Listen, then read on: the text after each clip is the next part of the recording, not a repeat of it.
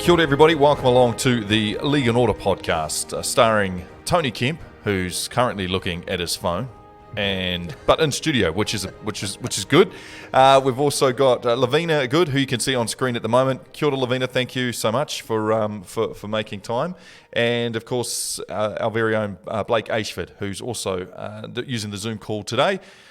Blake, say hello so that your camera shows up. Hey, Mark, how you going, mate? Yeah, good, thanks. Sorry I couldn't be in studio. Good today, haircut, mate. Good haircut. Looks spunky. buddy. Spunky. I like that. Well, we are. Last night it happened. We have a Dally M winner for the 2020 season, and it is Mr. Jack Wighton.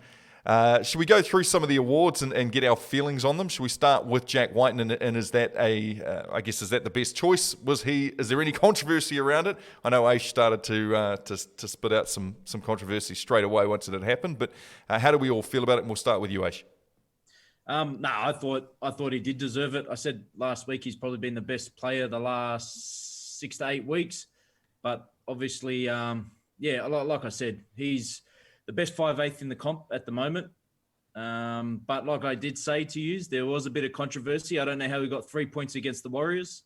If we remember that game, he got sin-binned. Yes. Kicked out on the full, and I think they were down for about 40 minutes of that game as well, or 35 minutes. So I don't know, in 55 minutes of football, he got 3 points to win in Dally M. But good on him. It was well-deserved.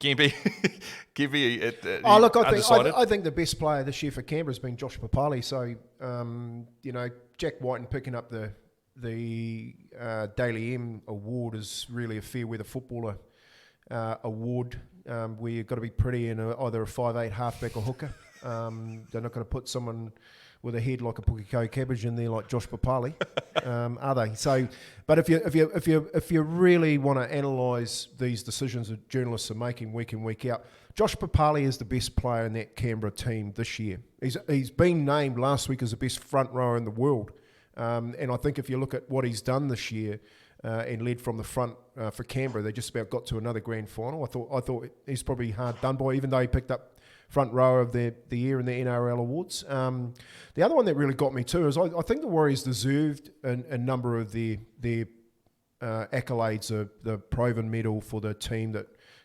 under the circumstance with COVID and that. But the skipper one, I feel for James Tamo. They've done 17 rounds without 17 wins, got to a grand final, and possibly could win a grand final. And what else do you have to do to be named skipper of the year? If you're going to name the coach Ivan Cleary as NRL coach of the year for getting those 17 wins, shit, James Tamo's been hard done by. They should have had another award for Roger. Yeah, they should have had another award for Roger. But to say he's skipper of the year, where did the Warriors finish?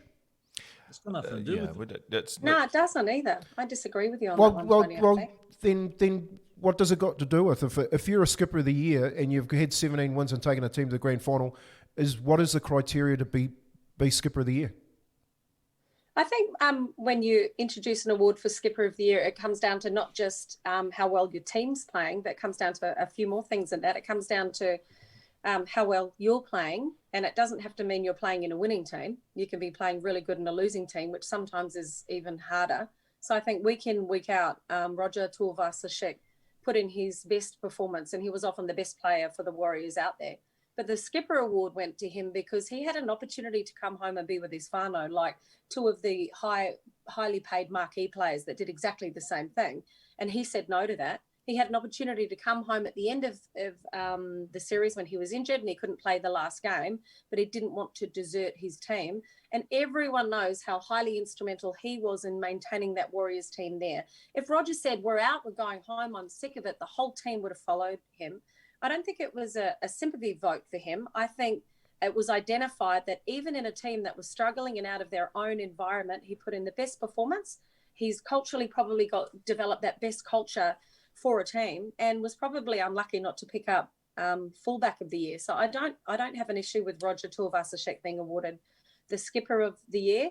What I do have an issue with, speaking of fullbacks, is probably, I know in that last game, Jack Wighton didn't play, and in the game against the Warriors, he got the 3 points. And I do not know how that happened. But I recall that last game when Parramatta were playing the Tigers, and I don't know if you remember it, Blake, because we were texting each other at the time because it was quite late, and it's like my team, your team, my team, your team. But I do have a few memories from that game, and one was a couple of try assists from Clint Gutherson, 2 tackle breaks, which were phenomenal from Clint Gutherson, and a try-saving tackle. And in the back of my mind, I'm like, player of the match performance, mate. That was outstanding. And he didn't even pick up 1 point from that game. I'm not saying Clint Gutherson is a better player than Jack Wighton. I'm not saying Jack Wighton or Clint Gutherson are the best players in the competition. I just think the voting process and how it's allocated must be really confusing for people. He should have got skipper of the year too. He should have got skipper of the year, Cuffo.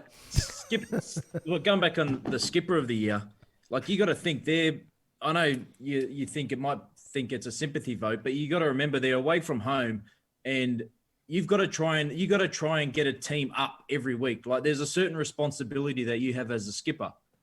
With the young kids, you wouldn't like that. Penrith are going out there young, they're playing footy, freelance footy, like they don't care. But these boys that are away from home, you've got an extra responsibility to get this team up. And for majority of the year, compared to all the other years, they've been up and playing some good footy. So I think he did deserve skipper of the year. Look, I think we're talking similar, but I think they're different awards. I think if you're going to give Roger Tuivasa-Sheck the skipper of the year, you give the coach of the year to Todd Payten, because it wasn't Roger getting the players up week in, week out. It was Todd Payten having to deliver on a really hard decision to sack a coach early on and get a team of loan players and players that wanted to go home up every week to play. Not Roger alone. So if you give, you see, this is the subjectiveness of this conversation. If you give Ivan Cleary coach of the year, you've got to give it to James Tarmo, because it's about the team making it through the finals. That's why Ivan got the award. Now, if you're going to give it another award to Roger Tuivasa-Sheck for skipper of the year around leadership, then you have to give that award to Todd Payten. You can't say that Todd Payten hasn't done what Roger's done, and you can't say what James Tarmo has done isn't on the back of what Ivan's been able to do. So I think they should have separated the award. They should have created it. Look, COVID's created a situation that's been totally different for us this year. They should have created an award for Roger and Todd Payten to say, hey, we're going to actually give you both a leadership award. That was the Proven Sons. Well, that was a club award. There was a club award, the Warriors.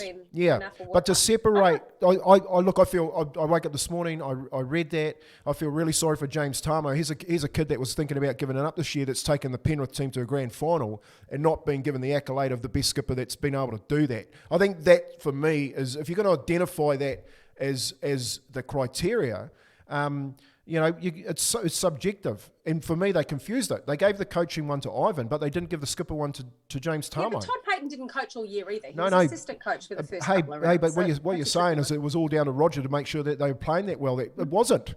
No, but I feel like you're underestimating like what Ivan Cleary and that whole club did, and James Tarmo was simply leading a forward pack and a team that was really, really good. Like Roger did you say the same thing about Richie McCaw? Richie McCaw? Yeah, Would you say the same thing about Richie McCaw? Yes. Okay, so he led a really good team. I know. So, but he wasn't the best skipper at the time. No, I wouldn't. No, I'm not saying there's a better skipper than James. Are you saying that Graham Henry? I'm not saying there's a better skipper on their squad than James Tarmo. But what I am saying is that he's leading a really, really good squad, which has been made by a great club that's also had a good coach in there. So whether or not he's got that, like whether he's the reason why that Lamborghini started up and drove all the way to the finals and did so well is it's not like he was driving a Ford Escort and trying to get it through to the finals like what Roger was doing, and also put in a situation with COVID that meant that it was harder for him to be driving through to the finals. So like overall, I feel like James Tarmo was in a better position to get them to the finals than, say, someone like Roger, and that's why Roger got the award, is because he did so well with a team with so much up against him and kept them through. Not necessarily got the team up. And this is the thing, like Lavina just touched on before, like she doesn't know what the criteria is, why Gutherson didn't get the 3 points. And we're here arguing these things when we don't know the certain criteria. And it all goes down to one judge at the game. I know it used to be the commentators and things. I don't know who does it anymore, but they sit there and they have their own interpretation of the game. and they award the 3-2-1. So they might see something, and each person's different. And that's why it's a very difficult award unless a player stands out, by a long way each week. So we can sit here and argue all day, but whoever it's just as bad as Lockyer getting someone like that. It's just as bad as Lockyer getting the Player of the Day in the World Cup final in 2008. No, it's not that bad. It's not. Roger getting Captain of the Year is not that bad. He's just stirring. Look at the way he's giggling. I love Roger. I love Roger. I think the club should have got loads of accolades, but the criteria, I think, is really subjective. You know what I mean? Totally. I understand that. And we'll take the Proven summons, and do not try and take Roger's award off him as well. I'm taking both of those. Katoa would have been in with a chance of the Rookie of the Year as well, I thought, from the Warriors. Totally. Let's get to Rookie of the Year. It was a young tiger. That must make you proud there, Aish. Harry Grant. Yeah, I was real proud. And then just to know he's going back to the Storm. To replace Cameron Smith. That's awesome, Mark. Thanks for bringing that up.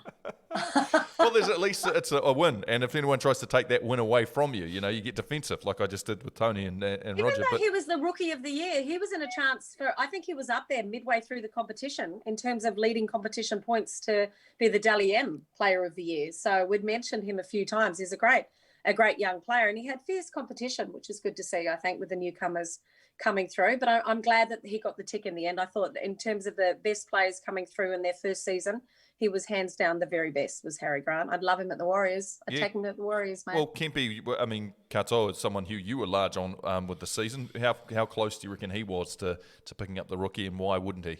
Why wouldn't he have got it? Oh, look, I don't think he had as much impact as what Harry Grant had coming out of the Melbourne Storm side and into a Tigers team and leading them on a charge into the top 8. So I thought you were going to go with he's just not pretty looking enough. But I do agree with Lavender there that we should actually try and sign Harry Grant, because without a hooker, the Warriors ain't going to be in the finals at all next year. Once again, I just think the number 9 position, it just goes to show you your likes of Harry Grant.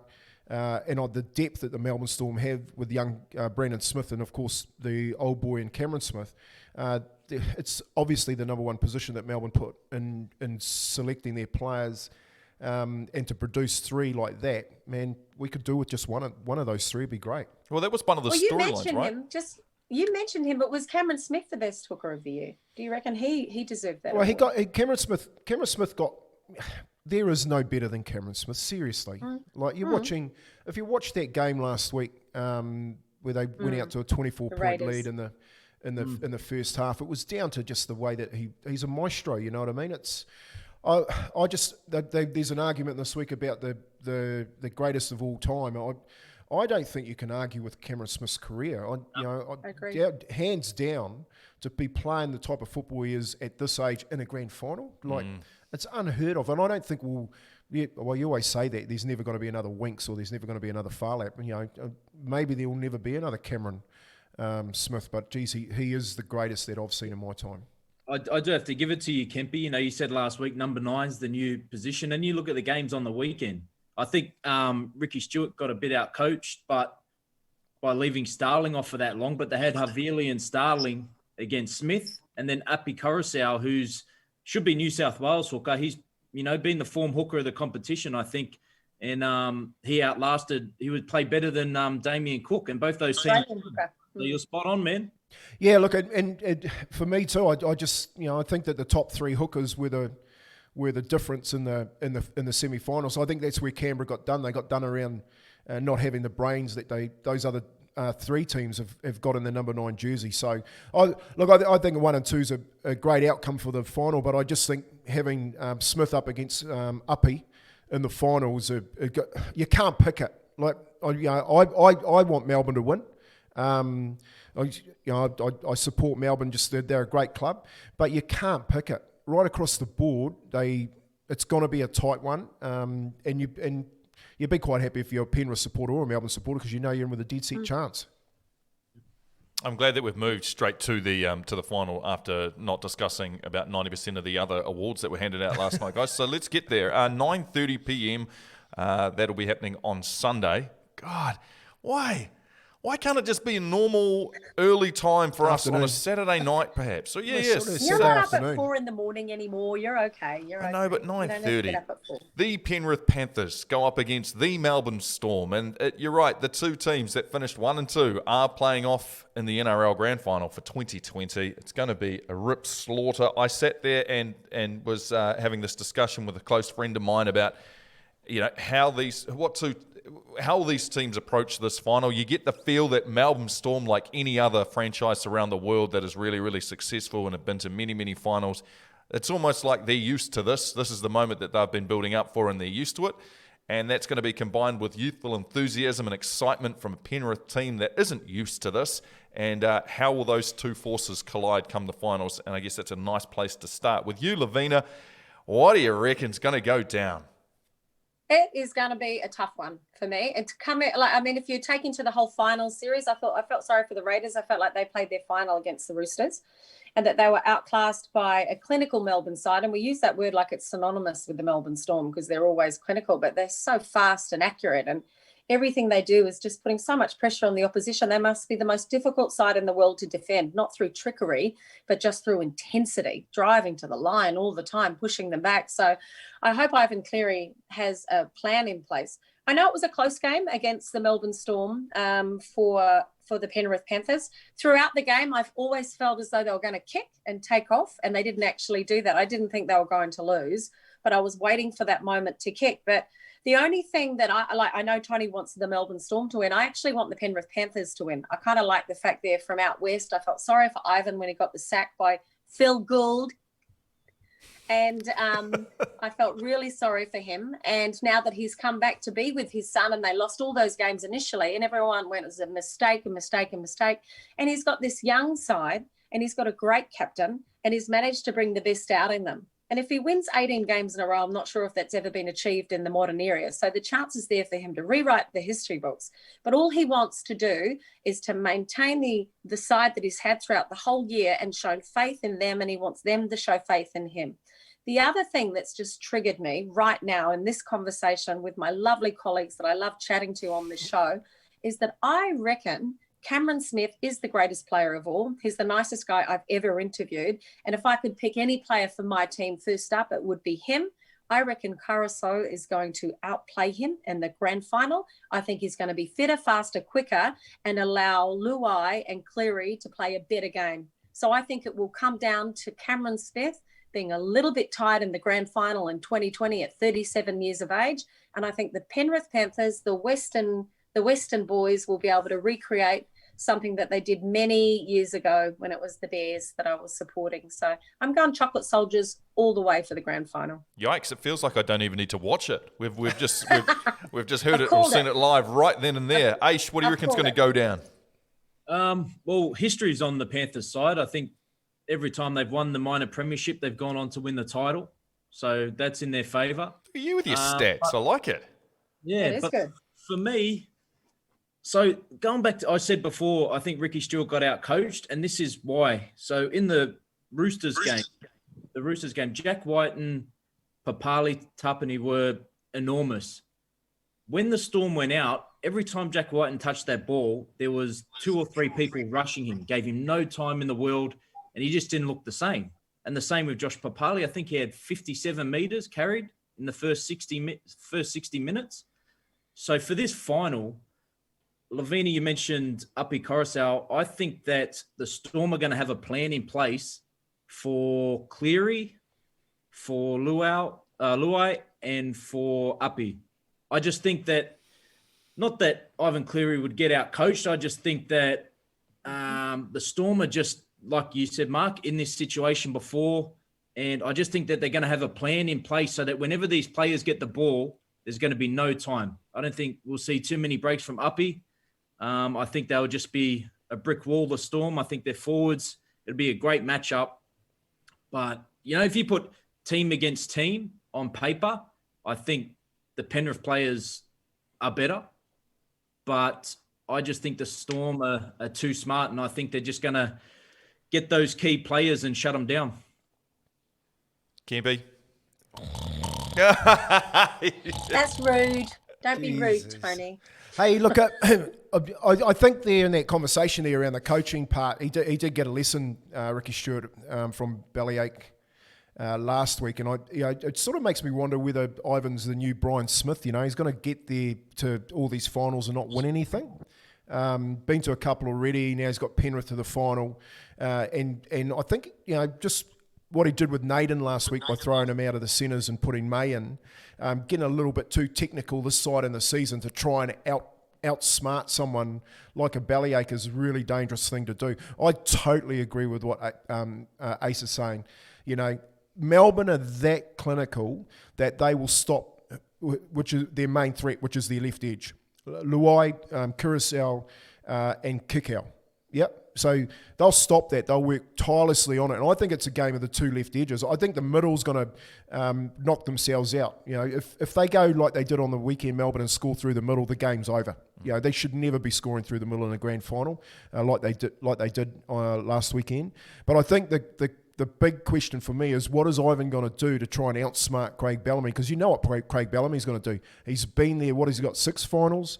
Had a couple taken off him. He knows what's needed during the week, and he knows how to prepare a team to win a grand final. So Ivan's got it all in front of him. Yes, he may have won 17 games, but on the big game, that's the only one that really counts. And if he doesn't show up, just knowing that it's going to take a big effort to beat Melbourne, you don't have to recreate the wheel. I reckon he'll be in with a chance. But if he makes one of those big decisions like he did last week with Naden and May, is somewhere else, I reckon the writing's on the wall. I reckon Bellyache and the Melbourne team. I don't think Curacao will get Smith. I think Smith will step up. He'll do 50 tackles. He'll slow the middle of the ruck down. He'll wrestle the shit out of them. They'll get away with it, Melbourne, and it won't be as free and easy as what Lavina's saying. I think the difference is which left edge is going to be better, Melbourne's or Penrith's. You should have just said exactly what Ace said, and then that just saved us 5 minutes of that. You can start yawning. Like. What is the? This is you hear it a lot in sport. Experienced teams, they've been here before. They know what type of stuff is what type of things are different for players heading into a grand final. I mean, the build-up, the press, the accolades that people are giving them for making the final to begin with, the nerves. Like, what is different that the Melbourne Storm will be used to because they've been here, done this before? And say what Penrith is about to face with some of these players for the first time. What is the difference at a grand final level? I don't think, for this year anyway, I don't think it's going to be anything different because they usually have the week long, obviously the grand final breakfast. Both teams are in Sydney. There's a lot of hype, but I don't even think they can get all the people into the stadium. The Storm are flying down on a Saturday. So there's a lot of difference to every other year. So I don't know if this helps. This might help the Panthers actually and take a bit of buzz away from it. I think with Ivan Cleary, I was at the grand final in 2011 with the Warriors, and they had to obviously fly over. We all flew over together covering the match. And some of the Warriors players were literally like rabbits with headlights. That was like, what's going on? Why are people keeping wanting to interview me on all these photos? And what's the breakfast? And do we get dressed up? And it was, for some of those younger players, it was quite nerve-wracking. And I know Ivan spent a massive week that week with the Warriors trying to keep them settled and keep them calm. And in the end, they were outclassed in all aspects of the game in the grand final by Manly. But obviously for Ivan now, it's his first time at the big dance since 2011. But he's spent his time overseas now with those players. And Blake makes a good point. It's not the grand final week that we all know, but it will be the grand final day. And there's so much that goes on in that day. And I lots of people say you have to lose a grand final to win a grand final, and experience counts for so much. And if you're thinking experience will win, it will honestly be the Melbourne Storm if it's going to be experience. But we are about to find out just how clever Ivan Cleary is and how settled this side is and how well he's maintained the culture throughout the club. Because they are younger, they're inexperienced, but they know how to play footy and they're chasing records, and they would love nothing more than to defeat the Melbourne Storm in the grand final. Out of every team, I think that they'd like out of a pick of a bunch to take down Craig Bellamy's team. I think that would give Ivan so much joy. Oh, to give the whole of Sydney a smile on their face the following day. I thought Souths were coming home with a wet sail last weekend. They were unlucky. That 40-20 comes off. I think they may have scored in the pursuing set, just the way that they fought their way back into the game. And you just got to think, if Melbourne were playing Penrith, what sort of or what difference would have been only 7 days previously. So Ace is right. There is no breakfast. There is no hype. And I think that probably plays into Penrith's hands. So it becomes more of a tactical show of coaches and how they get their side up for this one last dig at it. And again, for me, I think Melbourne are on the rise. I think that they played really, really well against Canberra. I think they showed you how finals football's played. I reckon, Lavina, you'd say the same thing. We thought Canberra were going to really show up, and Melbourne just shut them down. That's what they do. They're really good at it, and it wouldn't surprise me if that's basically what we're going to get. We're going to get that type of game again from Melbourne, and it's just whether or not Penrith, because they have got strike across the board, Penrith, whether they can pull up. That kicking game of Cleary's is critical. It may come down to a slight.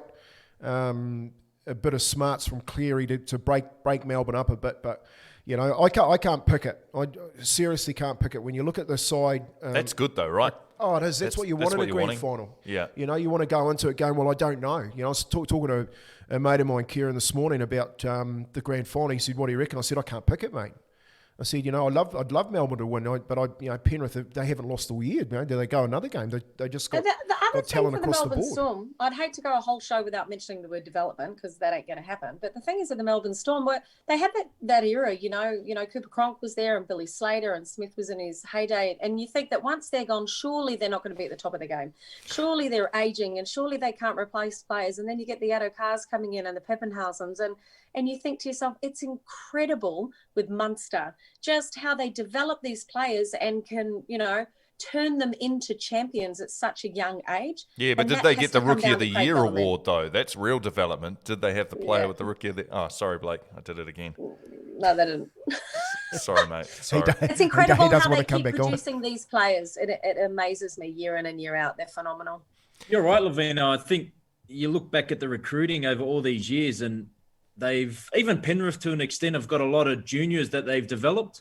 And the Storm, I can't remember the last time they had a big name signing, to be honest. Yeah, every year you look at their team and you're like, this is the year. They're not coming this year. And then they'll make the deep in the semis, they'll make the GF, they'll win one. And it's just I think both teams and their systems, every other team should look at both of them and see what they've done. And hopefully your mate Gus Gould can come over and do what he did with Penrith and get some of our local juniors up there for our boys. Now, there were 7 of them playing in that final that had played in the under 20s competition, which was then the Toyota Cup. That just shows you how you can retain players for the Panthers. It's impressive. I think if we could do that, it would make such a difference. But we've kind of been there, done that on our road of chat. I know that. But I just think if we could hang on. I mean, there were 30 players in the final series that were all Kiwis. And I think there might be 18 playing against each other in the grand final. These are Kiwis. These should be playing for the Warriors. But so these two teams that are in the finals, are we all agreed that these are probably the two best recruiting and development teams? These are the two best examples of what happens when you're focused in on making sure that the next set of talent is up and coming? Yeah, I don't know about recruiting. Developing, yeah. I'd say developing a player and having a culture at a club. They're probably the Storm are by far the best. And it looks like Penrith are on the rise. The 5-year plan. The 5-year plan is so important to look beyond a grand final and say, I'm a new owner. I'm going to buy the best players. We're going to get into the finals next year. We're chasing a premiership. You don't do that. You've got a 5-year plan with recruitment and systems and structures and culture, and you look for longevity. And that 5-year plan is something that all the fans can get behind, similar to what's happening with the Titans at the moment when they pick the right coach and the right players and they think we've got a really good chance in 3 or 4 years' time. That's the way you've got to think. And the Melbourne Storm think like that every single year. Here's our 5-year plan. Ticket. He'll be gone. He'll come in. Develop him. Ticket. We need him. Recruitment. He's a great coach. When he's gone, who are we going to have? Ticket. It's a plan. You have to have it in place. Otherwise, you're just flying flying by the seat of your pants. Kempy, is it like a business plan? You need one. Yeah, well, 100%.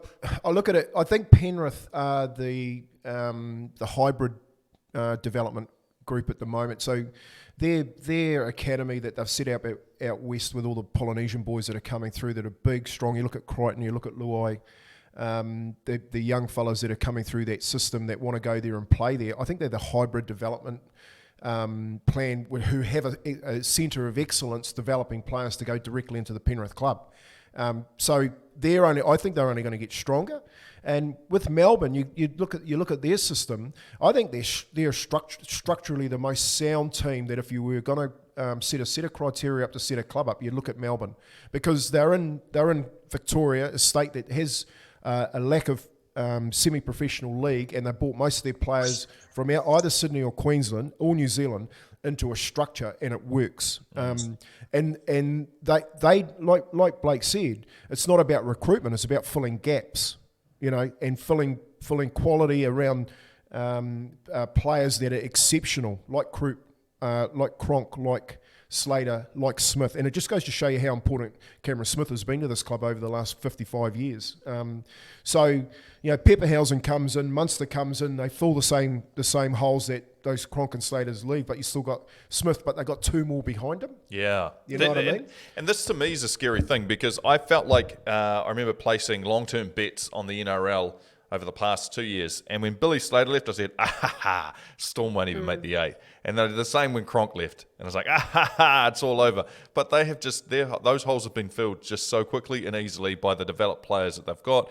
And now this will be a year that if this is Cameron Smith's last game and he goes out a winner or a loser, whatever it was, if he decides that he hangs up his boots, you just get the impression that they're not going to lose a lot when he's gone, right? It's not going to be, they're not going to fall out of the 8. They're not huge dramas. They'll lose a bit of leadership possibly and a little bit of skill set, but man, they are so well stacked. Yeah, not unless they get some Einstein coach that comes in and says, this system doesn't work.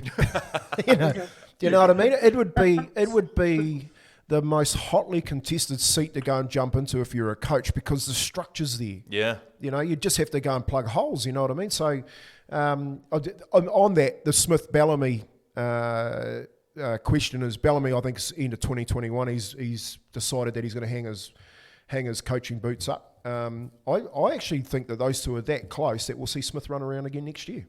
I think he'll retire when Bellamy retires and take up his spot. What about all the storylines of them, putting him on the shoulders and just in case he decides, this might be it kind of thing?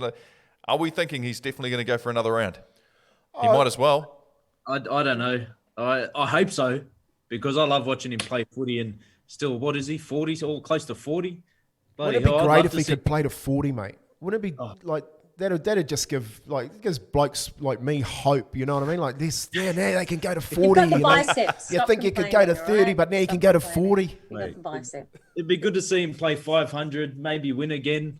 I wouldn't put it past him if he goes to one of the Queensland teams. I'd love to, even if he goes to Gold Coast next year. They've got a great coach.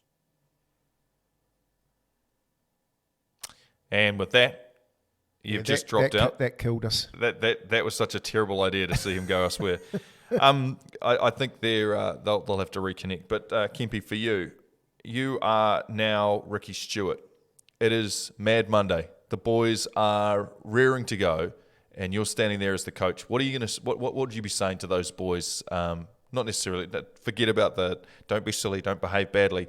What do you do to? What would your words be to sum up the season of the Canberra Raiders? Oh, look, I think they've had a great season considering that they lost Josh Hodgson so early. I think it would have been a different story. Josh Hodgson plays in those remaining few games. They possibly could be in the final, and I think if he can hold the majority of that team together, I think he's on the up. Wighton, and Tapine. Staying out of the rat race of Sydney, it'd be outstanding. Yes. Lavina, you just came in right in the middle of there. Everything cut out there. You guys could obviously hear each other but couldn't hear us. But Kempy was just being Ricky Stewart. Kempy was just giving the speech to the boys, and you can be Bennett. Yeah, pass soon. me over another VB. Thanks, Josh. He's doing the Mad Monday speech to the lads, to the team, after they've been eliminated, and Kempy, go. Oh, look, I was just saying, guys, that I think he'd be quite happy with knowing that his team is still on the up. The likes of Josh Josh Papali, Tapane. He's got Jack Wighton as a 5'8". He's got some very good young players that are coming through. He's still going to be there or thereabouts. So, he'd be disappointed. Losing Josh Hodgson early on is probably the nail in their coffin. But if he can build a little bit more depth around that hooker, we saw that young guy come in and do a good job at the back end of the year. If he can build that depth, I think they're there or thereabouts again. So, he missed it. He missed it last year on the back of a really, really poor refereeing decision. Let's see if that plays out again in this year's grand final. And again, was one game away from it. And for me, it's not. He hasn't got Sydney City. It'd be a totally different conversation if you're, sitting there with Sydney City and all the ageing players. I think Ricky's got a team that's still got a good couple of years left in them. Not exactly how I thought it would go. I thought you'd go, boys, hell of a season. I'm a little disappointed in this part. But you summed up in a way. Let's try Wayne Bennett, aka Lavina Good. And what would the speech be? Put on your best Wayne Bennett impersonation. Tell us exactly what you're saying. Mad Monday speech to the lads as they bow out of the season. Can't believe you lost to that shit team. They didn't have much. You had your chance. Appreciate you putting it in, but really you guys were pretty crap, and you know that I came over here to win a premiership and you didn't do it, and I was hoping that 40-20 would make it, but it didn't, and I just think you can go get on the piss if you want, but I'm not going to have a drink with you at all. Find another coach next year. Really? Is that right? Yeah, that was perfect. Do you reckon? I think it's pretty good. Is there Absolutely. Are we thinking any truths in that, Aish? Are we thinking that's what Bennett's thinking, that he was that disappointed? How he talks. No, but I enjoyed it. I did enjoy it. Find another coach. I'm out. Give go Ace back to that City Bellamy, Gold. mate. Give Go Ace back to Bellamy. City Go. Gold. Go on, Belly. Go on, Belly. Bellyache. What are you Give going to us say? the What are you going to say? Pre-final Pre-game. speech. Yeah, pre-game. Pre-game. What are you going to say? Have you got the can you beep it out? Yeah, the beep is ready to go. Yeah, he swears all the time. Well, I'm He does fucking swear. get these fucking bastards. And fucking all right. Oh, over to you, Smithy. Over to you. Take on. all of 3 minutes worth of talking. That's perfect. All right, team. great. That's us. Thank you. We held in there just long enough. We got a little bit with live with Wayne Bennett, a little bit with Ricky Stewart, and Just before we go, yes. Mark Peard, I wanted to say to you, grand final week, I would always tap into Radio Sport to listen to you and your expertise, because you always had the best panelists on and you were so knowledgeable with all your guests. And I've missed it this year. And then I thought, sweet as, we'll do it ourselves. We And will we've done do it ourselves. So normally I'd tune into you, mate, because you're always onto it. And I still get the chance to do that. So I wanted to say thank you, Mark Peard. Oh, brilliant. Mark Peard Sports. No. And if you're having a bet this week, all right, I know where my money's going. It's going on Cameron Smith for the Clive Churchill. It makes for perfect storylines, doesn't it? Doesn't it just feel that way? And I just want to say quickly before we leave as well. Nathan Cleary's going to win true. that. He's pretty good as well. Just Shut before up, we Wayne. go, Warrior Madison Bartlett for the NRL Women's. Well done to the girls. They won the Best Try award. And on the flip side, poor old Georgie Hale picked up the... Oh, Kerikeri. Who got... She got bashed. She got bashed. She got the heaviest hit of She the got year. the heaviest hit of the year. Well done, She's Georgia. a great player. Yeah. She's tough. She's a good She's kid. tough as. She's got her Hannah head screwed Southwell. on. The Warriors should sign her up. Southwell just nailed her, so no. But very well done to the girls. And thank you all for listening, watching, being a part. And we're looking forward to what will be a wonderful 2020 NRL Grand Final. We should come back for State of Origin, right, team? We'll be here to cover that. Of course. We'll be doing that. Go the Panthers, go the Blues. That's Love all it. I can say. All right, team.